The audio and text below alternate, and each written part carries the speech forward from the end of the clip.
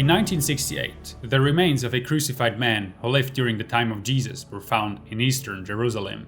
This find caused a great sensation because there is hardly any archaeological evidence of crucifixions, and apart from the one mentioned, not a single find from the time of Jesus.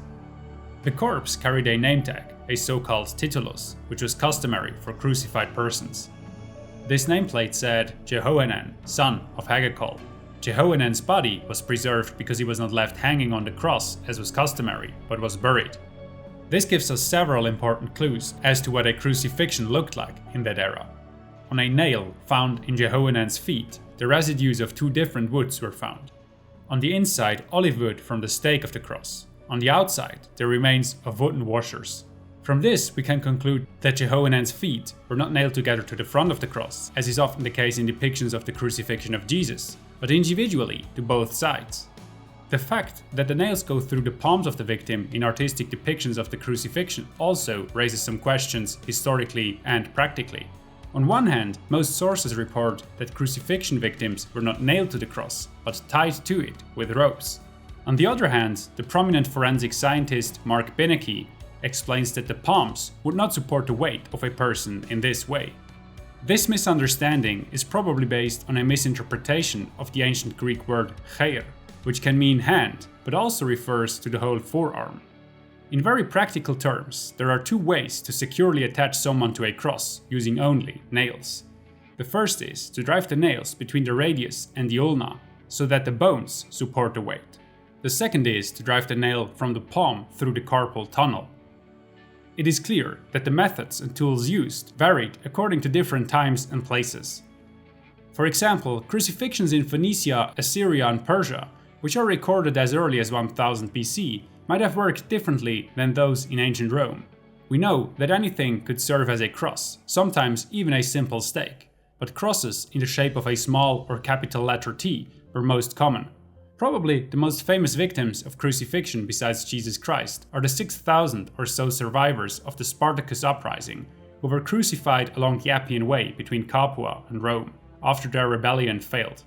6,000 people, that's a lot, and it must have taken a considerable amount of time to crucify them. So why exactly did people make such an effort?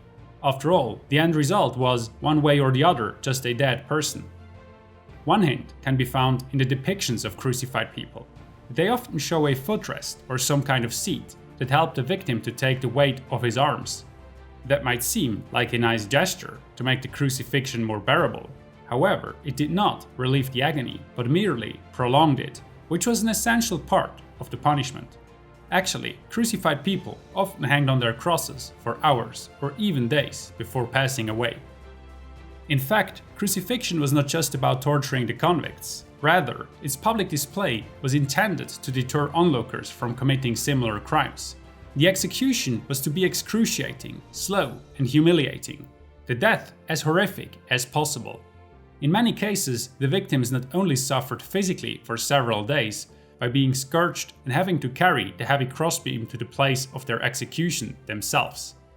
In contrast to the more decent depictions of modern artists, the victims were stripped naked to make them as vulnerable as possible, and the ancient author Seneca the Younger even mentions that they were sometimes anally penetrated with objects.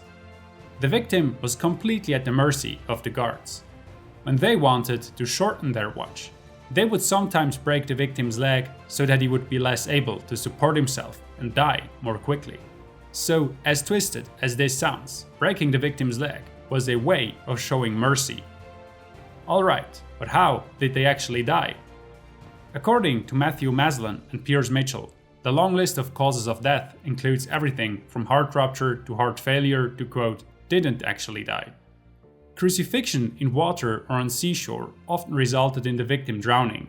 Scourging and injuries from the nails often led to infections or blood poisoning. And many a victim died of thirst or was eaten alive by wild animals. The most common cause of death, however, was suffocation. The weight of the victim was supported by a very large extent by his arms, which were usually stretched out wide. When the arms and legs became tired, the victim's death throes began. Again and again, he had to pull himself up with his arms in great pain so that he could catch his breath. This constant up and down weakened the diaphragm and the intercostal muscles, and breathing became more and more difficult until, at some point, the victim could no longer pull himself up and slowly suffocated.